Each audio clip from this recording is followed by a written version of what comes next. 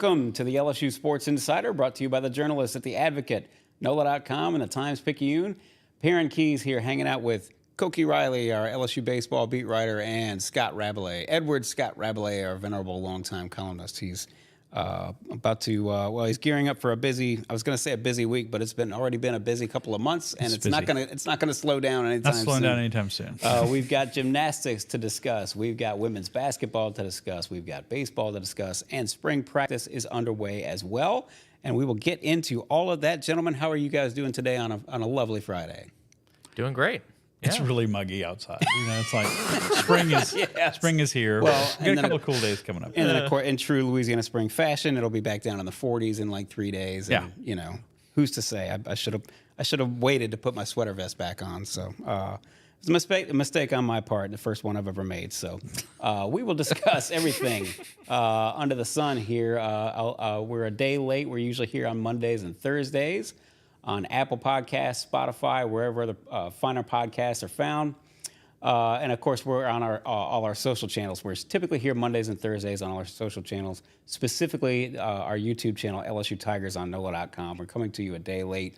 Some scheduling issues, as you might assume. And so this thing, we're trying to get this thing right underneath the gun before baseball starts this weekend. LSU and Xavier at the box. And then, of course, the LSU gymnastics podium meet downtown at the Raising Cane's River Center. There's plenty going on, and we will try to get through it all.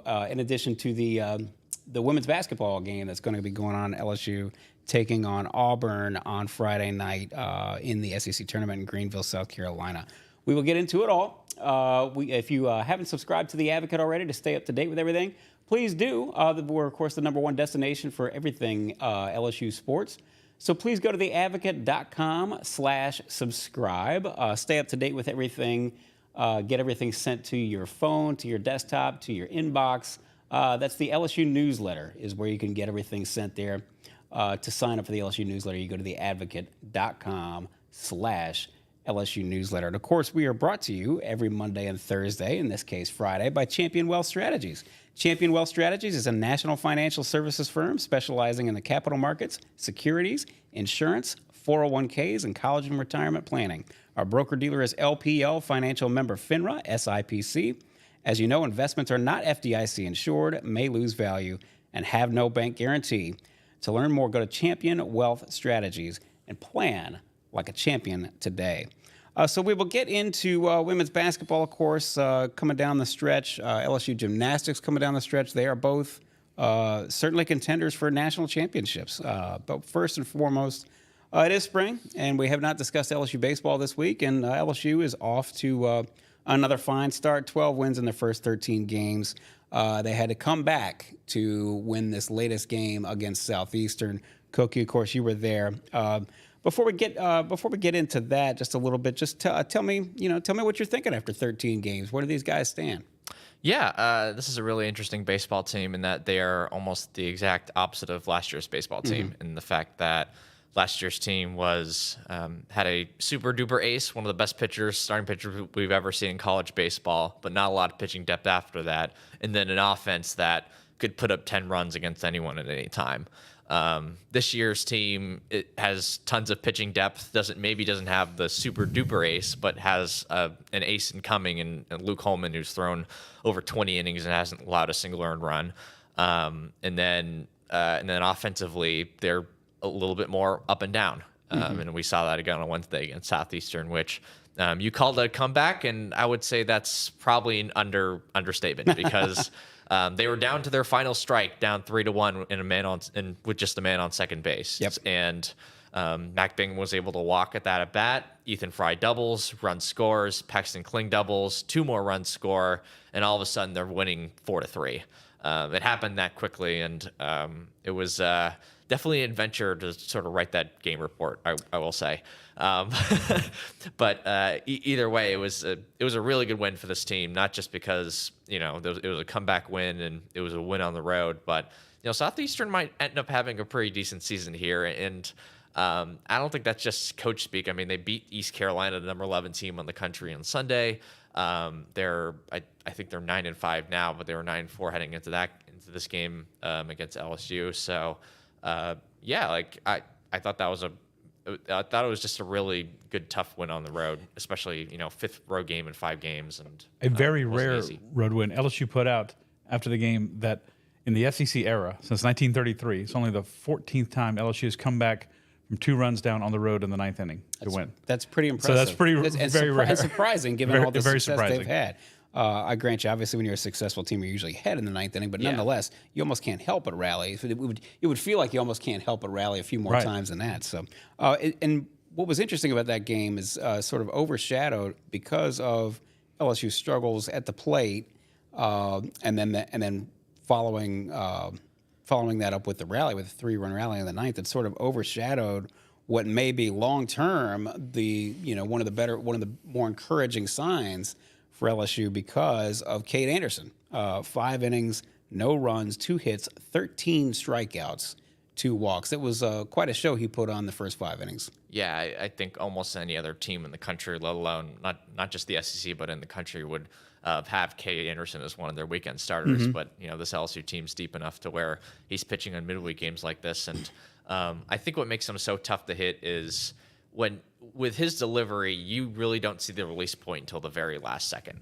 And I think because of that, the fastball gets up on you a little bit quicker than it usually does. And you've seen that with not just Southeastern, but with Xavier last week. They just couldn't catch up to the pitch, despite the fact that, he throws it with a pretty decent velocity, right. 91 to 93, but it's not like he's throwing 100 miles an hour out there. And the fastball sneaks up on you, so then by the time you start looking dead red, well, then he sneaks a breaking ball past you, and you're all tied up. Exactly, and then you can start mixing breaking balls and his big curveball, which is a really excellent pitch, and his changeup.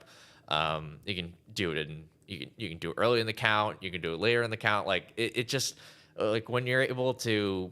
And Coach Yeski has talked about this a little bit, and a lot of the other pitchers have talked about this actually, in that when you can establish your fastball and throw that pitch for strikes, everything else sort of can work off of it. And with Kade specifically, the fact that no one can really catch up to that pitch, not necessarily because of velocity, but because of deception, that's what makes him, I guess, so dangerous. And I'm really curious to see like what he looks like going up against, in Arkansas or Tennessee, even if we may not end up seeing that until like the SEC tournament because of just the way their rotation's built. But the fact that you have a guy who's this good as your number 4 starter it's pretty wild. That brings us to our next topic, or the next subtopic, which is that starting rotation. Luke Holman, 3-0, 0.0 ERA. Gage Jump, 1-0, 0.0 ERA. A couple of Blutarskis. And Thatcher Hurd, 1-1. He struggled the first couple of starts, but then he came back last week, and we haven't discussed LSU's trip to Houston yet. He came back and sort of, that was the Thatcher Hurd, that effort on Sunday, that was the Thatcher Hurd that we saw toward the end of last season, as opposed to the Thatcher Hurd that we saw at the beginning of last season and this season. That's all of a sudden you're talking about a pretty deep, 2 months later, who knows what may happen, and God forbid somebody has a UCL problem or something like that. Yeah. And now you're in a spot again with pitching because you can never have enough of it. But right now, this looks like as deep a starting rotation as you could ever hope to have in the SEC. Yeah, exactly. It's one of the deepest rotations probably in the country, and one of the better rotations in the country. I think I apologize. I'm forgetting who came up with the stat, but I was, just going through my Twitter feed one day, and I saw that they have one of the best fielding independent pitching numbers in the country. And fielding independent pitching is basically ERA, but it eliminates, singles and doubles, and it really just concentrates on the walks and the home runs you're giving up, and the controllables, basically. And LSU's pitching staff's done a great job of controlling the controllables, and you definitely see that with the starters. And Gage Jump has been absolutely fantastic in his first really elongated start. He threw 5 innings against UL, only gave up I think he only gave up 5 hits. He only had 5 strikeouts in that game, but he was just inducing a lot of soft contact, especially on the ground. And you'd probably like to see him throw more strikeouts if you're nitpicking his performance, but at the same time, no runs is no runs, right? Right. And then with Luke Holman, he doesn't have the most explosive stuff. We've talked about that quite a bit, but he's done such a good job of locating his fastball. that he's just been unhittable for teams. And Texas is a ranked team. At least they were a ranked team. They've struggled the last few games. I think they've lost 4 straight, including the midweek against Texas A&M. They got swept in Houston, didn't they? Yeah, they got swept in Houston, and they lost to A&M. Sure did. Yeah, it hasn't been great for them lately. But LSU got their best shot of them because they were pitching their best pitcher, LeBaron Johnson. We can talk about the offensive performance they had against them, but for Luke Holman to basically just dominate that team, they'll have 12 strikeouts and 5 2/3. Very impressive performance. His slider's been an improved pitch for him. He does such a good job of just mixing his pitches and again establishing that fastball like we were talking about a little bit earlier. And then with Thatcher, of course, he just did a better job of locating his pitches. And once again with the fastball, but with him it was a little bit of a tweak with the fastball, and that he was getting a little bit more on the side of the pitch, so it had this cutting motion to it. And because of that cutting motion, it kind of it just helped him establish the pitch better and locate the pitch better and differentiate it. I guess more importantly, differentiate it from his curveball and his slider, which are 2 just very, very dangerous weapons for him, and will always be dangerous weapons for him. So it wasn't a perfect outing for him. He still gave up 7 hits, 2 runs, but no runs through 4 2/3, and LSU starters for the first 15 of the 3rd innings over the weekend, they didn't give up a single run, which is you literally cannot ask for more than that. Exactly. Over 15 to 3rd innings. That's not 6 innings over 3 games. And against decent competition as well. Correct. Right? I mean, Texas State's a good offensive team. UL, not so good offensively, but they could still make the tournament. I mean, they made the tournament last year. Oh, 100%. Texas is at least going to make a regional. Yes. If not host. So it was the best competition they faced all year, and the starting pitching was fantastic. The starting pitching has been fantastic. The bullpen has largely been very, very effective, and you've got a lot of options coming out of the bullpen. One other place that's sort of you mentioned this before we got on the air. One other spot in the starting lineup that is a little crowded for now and still a little muddied, but in a good way, is the outfield. Paxton Kling hitting 297, Bingham hitting 300, Pearson hitting 250. And then Jake Brown hitting 333. It's still, it's a little muddled, but again, looking like it's going to be a good problem to have. Pearson struggled a bit at the plate, as you sort of noted, with that 250 batting average. He's not walking a whole ton either. At least that's off the top of my head. I haven't looked at his on-base percentage, but and I know Paxton Kling's hitting under 300, but he's been consistently his leadoff guy because he gets on base and he's hitting the ball, and he's hit the ball pretty hard on some occasions, and he just hasn't had good luck with it. So I think that number, the 296 batting average, is a little bit foolhardy in that way. And then Jake Brown, he's been a little bit up and down at the plate. He hasn't had a ton of at bats, so that 333 number isn't small sample size. Yeah, it's mostly small sample size. And Mac Bingham struggled a little bit in the Houston series, but had a better game against Southeastern. Obviously he had the 1 RBI single and the 1 run they had until that 9th inning, and then worked that walk that kept the inning going in the 9th. So, defensively, all those guys are excellent. Pearson's had a couple gaffes this season in the outfield, but overall, I mean, given how important Pearson was to this team last season, it's not like he's gonna he's a guy you're gonna give a long leash to. Exactly, yeah. And then Jake Brown, we know he has the talent to do it, and he's just a fantastic athlete. It's just getting him experience and seeing how he can handle better pitching as the season goes along. And then Mac Bingham's obviously a solid rock, and Paxton Kling's pretty much been the leadoff guy. So you have 4 guys for 3 spots, and you're kind of rotating between Bingham, Brown, and Pearson. So it's a good problem to have. Yeah. 3 games this weekend, all at home. This is the last weekend before SEC play begins. LSU versus Xavier, 6:30 p.m. Friday, 5 o'clock on Saturday, noon Sunday. This will be their 14th, 15th, and 16th games. What are you looking for this weekend? Well, it's the Justin Lohr Revenge Weekend Series. You got a story up at Yes. theadvocate.com about Justin Lohr, who came from Xavier, Yes. left-hander for LSU now. Exactly. That's exactly why I mentioned that, to do a little plug, a little tease. And Nothing wrong with a shameless plug. Exactly. Nothing That's wrong what with we're it. here Yeah, for. that's That's why the show exists, right? But yeah, Justin Lohr started his career at Xavier through 2 very productive seasons there, and I sort of wrote a little bit about his journey and a little bit about the relationships he's had with some of the good fine folks at Xavier, and now he had like a 1.8 ERA in his last season at Xavier. Transferred to LSU this year. It hasn't been perfect so far this season for him, but he's shown enough flashes to say that it's not like he isn't going to be a factor for this team as they head down the stretch. So I think that's going to be a storyline to watch whenever he throws this weekend.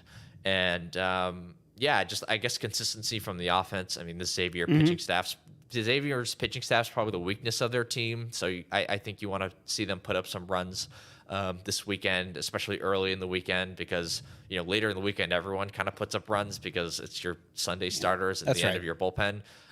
So if they can, put up some runs today and tomorrow, that would be a good sign for them, I think, in general moving forward. And I think it's another challenge for the pitching staff because, again, Xavier's a pretty solid offensive team. They have a lot of the same guys that got them to a super regional last season. So it's, will Luke Holman give up a run? So I guess those are some of the questions that we'll be keeping an eye out for. And I think the bullpen's one other thing I do want to touch on because you mentioned that they've been pretty good this season. To me, they've been a little bit up and down. They gave up they gave up 2 earned runs against Southeastern in the last couple innings on Wednesday. Had a couple leaky performances over the weekend in Houston. Nate Ackenhausen looked really good against Southeastern. Struggled a bit on Friday. Griffin Herring gave up a 3-run home run on Saturday, so it hasn't been perfect. But I mean, we've seen enough from Gavin Guidry's been fantastic, for example, and Fidel Ulloa didn't give up his first run until Wednesday. So for the most part, it's still much improved compared to last season. But I do want to see them, clamp down for a weekend. The roles aren't quite defined yet, but you've got a lot of options. So Exactly. They've got some time to figure it out before next week, where when they go to Mississippi State to open SEC play in Starkville. This is the LSU Sports Insider, brought to you by the journalists at The Advocate, NOLA.com, and the Times-Picayune. You know where to find all our writers' great work. It's at theadvocate.com. Please subscribe to The Advocate if you have not already. To do that, whether that's in print or digital, you go to theadvocate.com/subscribe. Stay up to date with everything going on at LSU. We've got spring football, baseball, gymnastics, softball, still undefeated, the only undefeated team in the nation, and LSU men's and women's basketball. It's March, so plenty to keep track of, and you can do all that with our LSU newsletter. Get it delivered straight to your inbox. You can do that by signing up at theadvocate.com/LSU newsletter. We are typically here on Mondays and Thursdays with the LSU Sports Insider. We're coming to you on Friday, but you can find us on Apple Podcasts, Spotify, wherever other finer podcasts are found. And you can find us, of course, on YouTube, on all our social channels, but specifically the YouTube channel, LSU Tigers on NOLA.com. Please subscribe there. You can watch us live, or if you don't see us live, you can catch us anytime after the fact on that same YouTube channel.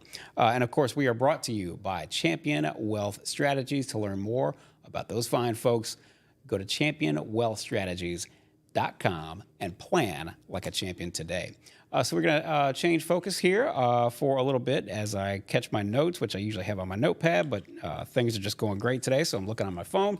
Rab, we're going to discuss LSU gymnastics because they're coming down the stretch now. We're less than a month away from the Final Four.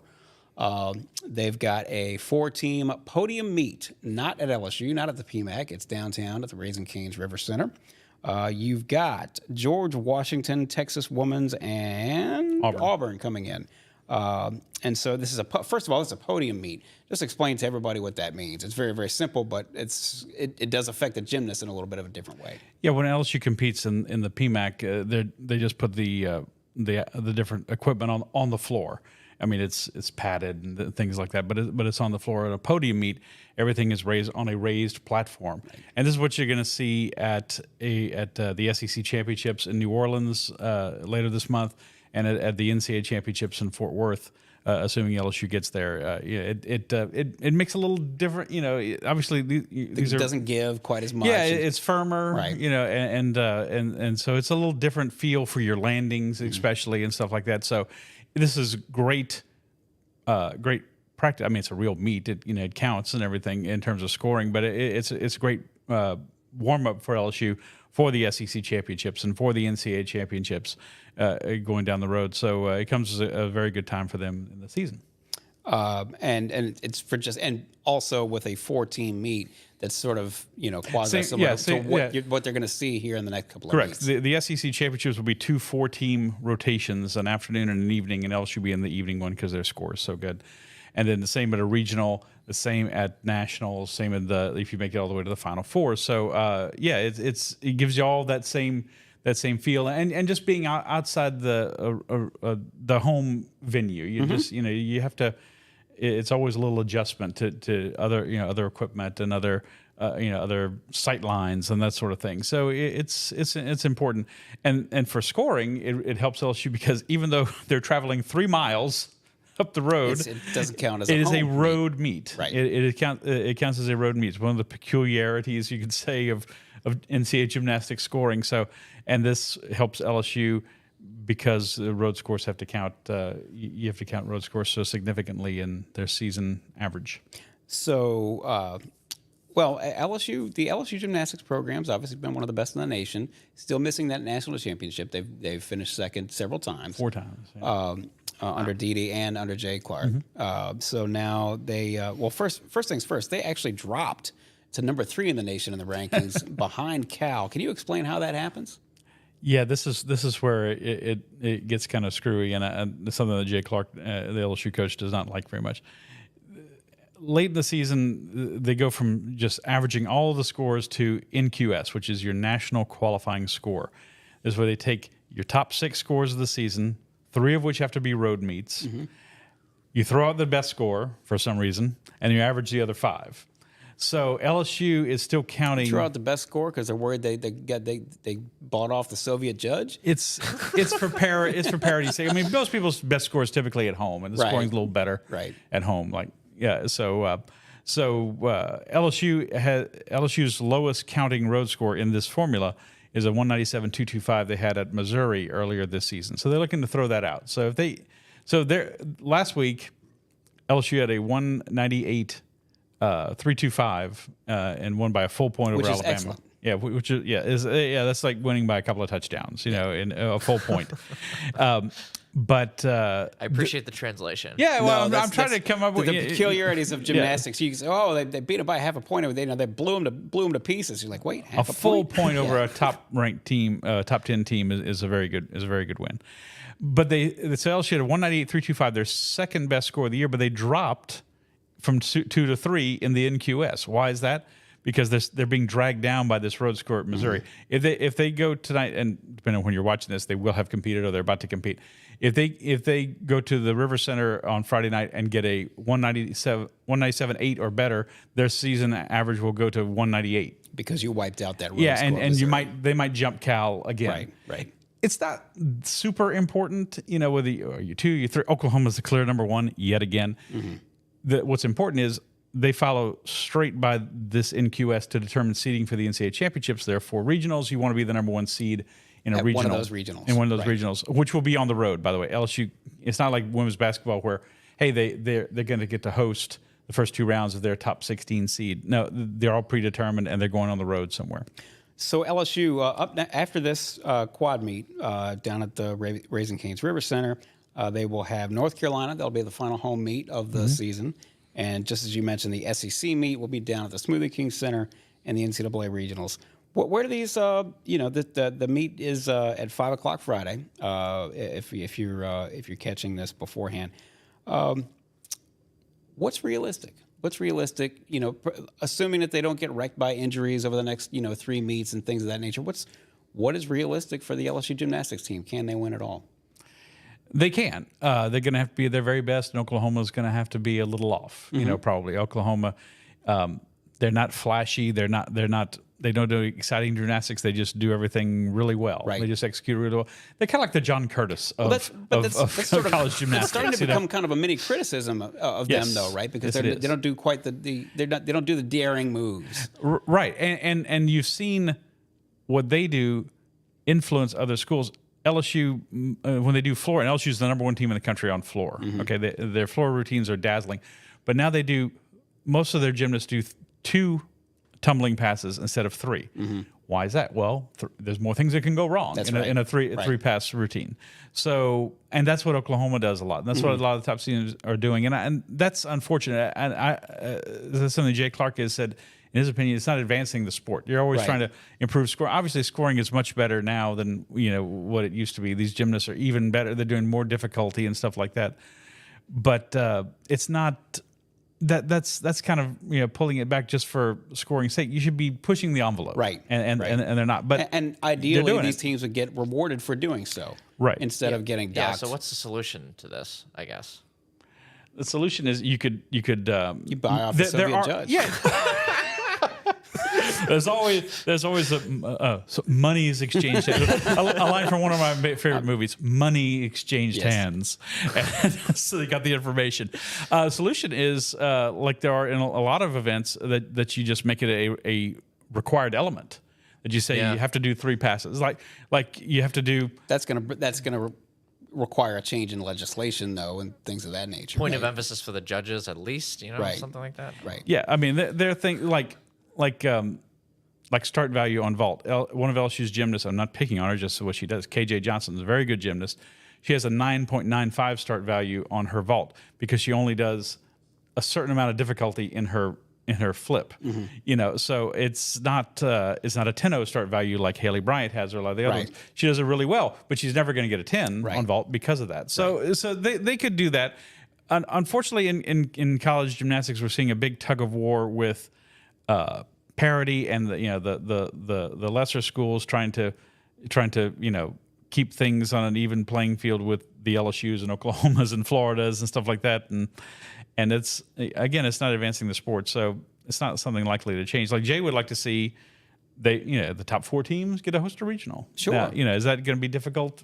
Maybe when you have 2 arenas like LSU's going to have, boy, that'll be helpful. But that's a topic for a future podcast. That is, not yes. Yet. Before we we discussed gymnastics and baseball. Obviously, as we speak, or depending on when you hear this or tune into this, the LSU women's basketball team are going to be facing Auburn. It's at 5:00 on Friday in the SEC tournament. The first round of the SEC. Well, not the first round of the SEC tournament. Their first game. It's their first game after a double bye. Yeah. So this is a couple of things here. This is a difficult match. It's proven to be a difficult matchup for LSU this year. They split. They split. Correct. They lost at Auburn. Yeah, LSU lost by 5, and they won by 5. And it was neither game was easy. Obviously. Before we get to that, I would just sort of ask you, okay, so 2 major things. One, Michaela Williams, do we expect she's dealing with plantar fasciitis? And if she skips out on this, now you're talking about an additional week plus of rest if she skips the SEC tournament. Yeah, they're not going to play till the 22nd or 23rd in the first round of the NCAA tournament. So do you expect to see Michaela? Number 2, how Kim Mulkey does not seem to conference tournaments do not seem to be the end-all, say-all, be-all for her. You certainly like to win. You'd certainly like to make a little run, and maybe that improves your seeding and solidifies maybe even gets you up to a number 2 seed. Unlikely, but in all likelihood, you can sort of solidify your number 3 seed at worst. What do you expect to see? What do you expect to see in this tournament? I'm going to split the difference of Michaela Williams and say that she plays a somewhat limited role. Like They've got her on a pitch count. Koki. That was for you. And that they're kind of really watching her minutes and certainly watching how her foot reacts to this. You don't want to make it like it's important. The SEC tournament is important. You're playing for a championship, right? And it's not like Kim Mulkey never wanted to win these things. She won 11 of these in the Big 12 when she was at Baylor. Yes. In 20 years it counted. They didn't have a tournament because of COVID one year, but so she's used to winning these things, and so you want to try. And she said to Reed Darcy, who's at the tournament, hey, everyone would like to see LSU and South Carolina, of course, in the final. It would be a highly watched event. But this is not the most important thing on your radar. It's having her healthy. And the best thing is for Michaela Williams to continue to rest. She sat out the season finale against Kentucky. The best thing for her to rest is for 3 weeks total until the NCAA tournament. And then that's what they should do. They're not going to win the SEC tournament without her, in my opinion. So it's a matter of what you value. And as far as their NCAA seeding goes, Charlie Cream from ESPN, who's there, the women's Joe Lunardi, the women's bracketologist, he thinks LSU is locked into a 3 seed at worst. That means if they go one and done against Auburn, they're a 3 seed at worst. He has them as a number 2 right now. Yeah. So if they win and beat likely Ole Miss in the semis and get to the final and even lose, they're probably a 2. I don't think they can win the tournament and be a 1. A lot would have to happen. Oh yeah, a lot would have to happen probably elsewhere. A lot would have to happen. Maybe like a real Cinderella wins the Pac-12 tournament or something like that. But it's they're pretty much where they're going to be, and they were 3 seed last year, so that's that's similar territory. I mean, look, if we want to walk this thing all the way back, I remember you and I and Reed talking about this, about how it's very distinctly possible that LSU has a better team than the one that won the national championship last year, but winds up finishing with a worse record. And that's worse sort of in air quotes. They had 2 losses last year, now they have 4, and they played a tougher schedule. And they're twice as many. Yes. Oh, yeah. That's a tough standard. And that's proven to be the case. They've had to work through some things. They've had to, and we're seeing. And I mean, the big concern is that they're not as deep. Definitely. I mean, certainly they kind of whittled down to 8 players by the end of last season, and they're down to 7 now. Yeah. Which again, and if Michaela doesn't play, Michaela doesn't play, they bring last year Poa has to start. Then you bring in Elia Del Rosario off the bench as a center, and your first guard, Janae Kent, for 8-10 minutes, something like that. Yeah, but they haven't trusted her with a whole lot of minutes. Correct. So we will obviously keep an eye on that. One thing we are opening our eyes to is LSU spring football as well. Before we get out of here, Rab, I was just going to have you sort of reset. We're only a couple of practices in right now, but a big year coming up for Brian Kelly and the crew. Your top 3 takeaways from what you've seen on a very limited basis so far. Yeah, we went out there on Thursday. We saw the first bit of practice, and it was just them going through drills. It wasn't very much. Brian Kelly said he was asked about Harold Perkins moving to inside linebacker, something he addressed with our Wilson Alexander, and he basically said he can do more things. He can be more multiple. He can come at you from different angles. He thought people were starting to try to scheme him out of the play, and so everyone's skeptical. I think people in the media, certainly LSU fans, are skeptical. Is that you got to see it on the field, right? It sounds great, you got to see it on the field. I think another thing is the communication. And Brian has been. I say pointed is the right word, but there's been a lot of oblique references to the previous defensive coaching staff. It's like. I mean, a lot about communication and getting your point across and getting the message across and that sort of thing. And he's talked about that he says it's better, with this. Oh, he's not saying it's better. He says it's good with these coaches, with Blake Baker, the new defensive coordinator, and the other coaches.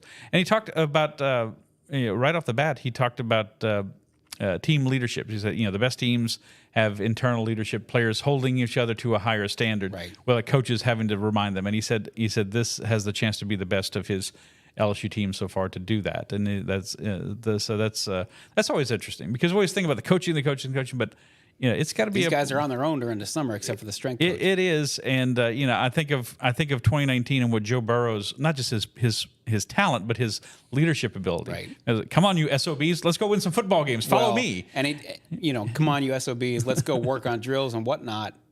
Right. In July when nobody else can make us. That's right.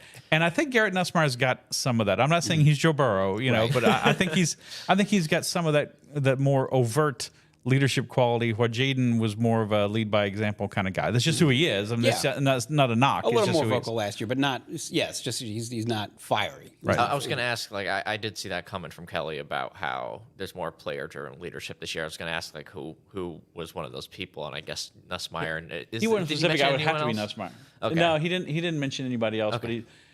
but he's like, we have to be on time. We have to be on early on things and stuff like that. So, I think I don't know who's on the leadership council or whatever that they have, but he's and everybody's got something of this, but he's been big on this with the SWAT, the accountability, stuff. the SWAT teams, SWAT teams, and the accountability and the leadership council and stuff like that. And Brian, it illustrates when people say, "Well, he's a CEO coach." Well, yeah, and he said something interesting yesterday about he said if he's ever in a team meeting room, he's in the quarterback room and just kind of mostly being a fly on the wall. He said, usually I get pulled out of there for something. Sure. And I don't think any of us, or certainly fans, really realize all the different pulls there are on a college head coach, more so than in the NFL or the now NBA more or than whatever. ever as well. Yeah. And Portal, NIL. and it was really interesting. Like, it's like I'm trying to be in there and I'm trying to give input and help the situation, and I was getting, somebody's always pulling me out of the room for something, So I thought that was interesting. But yeah, it's got to be, you got to put the culture in place. You got to say, this is what I want. You're going to be on time. You're going to make weight. You're going to follow this meal plan. You're going to do this and this and this. And I think despite everything people say about young people today, about this generation, everybody talks about this generation. They kind of, you can't do all that. the things these guys do without being supremely motivated and organized. Yeah, so that's the part that you don't see. We see the tip of the iceberg. On the field is the tip of the iceberg. Right. It's all this other stuff that's below the waterline that goes on. And I thought those were some interesting insights that he gave us yesterday. A long way to go before the end of spring practice, which I believe the spring game is April 27th. Is that right? Something that. No, it's I get my pants are it's down. not the 27th. Yeah, but I think it's the third. I think it's the 13th. My days are running. Masters Saturday is when it is. Oh well, That's what it is. You're gonna be just devastated to have to miss a spring game, I'm sure. So one way or the other, we're talking about a long way, and they obviously, as we've discussed many times, coaches tend to do this, and they spread it over spring break so that they can keep these guys around for a little longer and spread those 15 practices out and get the most out of them. So we will be watching that, of course. We've got a lot to watch these days. We've got baseball, women's basketball, men's basketball, going to try to make an NIT charge, and, of course, as we said, softball and gymnastics, and we are here to bring it all to you. So if you haven't subscribed already to The Advocate, please do so. Subscribe to The Advocate. You go to theadvocate.com/subscribe. Stay up to date with all this stuff. You can get our LSU newsletter delivered straight to your inbox. To do that, to sign up for it, you can go to theadvocate.com/LSU newsletter. We are here every Monday and Thursday, typically here every Monday and Thursday on Apple Podcasts, Spotify, wherever other finer podcasts are found. And perhaps more importantly, on all our social channels, specifically the YouTube channel, LSU Tigers on NOLA.com. Please subscribe to that. You can catch up. If you don't catch us live, you can catch up with us and check out any of our episodes after the fact. So please subscribe to that. And of course, we are brought to you today and every day by Champion Wealth Strategies. Please find out a little bit more about Champion Wealth Strategies. Go to championwealthstrategies.com and plan like a champion today. Gentlemen, it's been a pleasure. We appreciate you taking out this is going to be a busy Friday and a long Friday, so we appreciate you guys stopping by and checking in and chewing the fat with us. And there's a lot of fat to chew through. For Koki Riley and for Scott Rabalais, I'm Perryn Keys, and for Amelia Cotton behind the glass, and for Alex behind the glass as well.